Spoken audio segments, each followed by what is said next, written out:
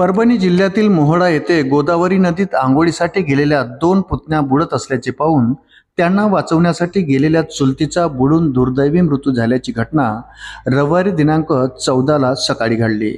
या घटनेमुळे मोहोळा गावावर शोककळा पसरली आहे। तालुक्यातील मोहोळा येथील समीक्षा उत्तम जाधव, उत्कर्षा उत्तम जाधव आणि त्यांची चुलती सिंधू दत्ता जाधव या तिघी रविवारी सकाळी 7:30च्या सुमारास गोदावरी नदीवर आंघोळीसाठी नदीपात्रात गेल्या होत्या। आंघोळ करताना समीक्षा व उत्कर्षा या दोघी सख्या बहिणीचा अंदाज चुकल्याने त्या खोल पाण्यात बुडू लागल्या। हे पाहून त्यांना वाचविण्यासाठी सिंधू जाधव यांनी तात्काळ त्या दिशेने धाव घेतली, मात्र पाण्याच्या खोलीचा अंदाज न आल्याने तिघीही खोल पाण्यात बुडाल्या।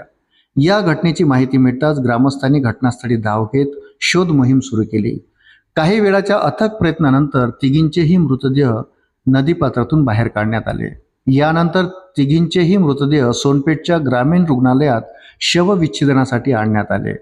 या दुर्दैवी घटनेमुळे जाधव कुटुंबावर दुःखाचा डोंगर कोसळला आहे। एकाच कुटुंबातील 2 सख्या बहिणीसह चुलतीचा बुडून मृत्यू झाल्याने गावावर शोककळा पसरली आहे।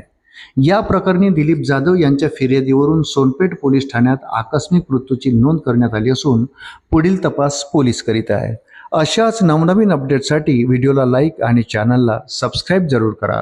धन्यवाद।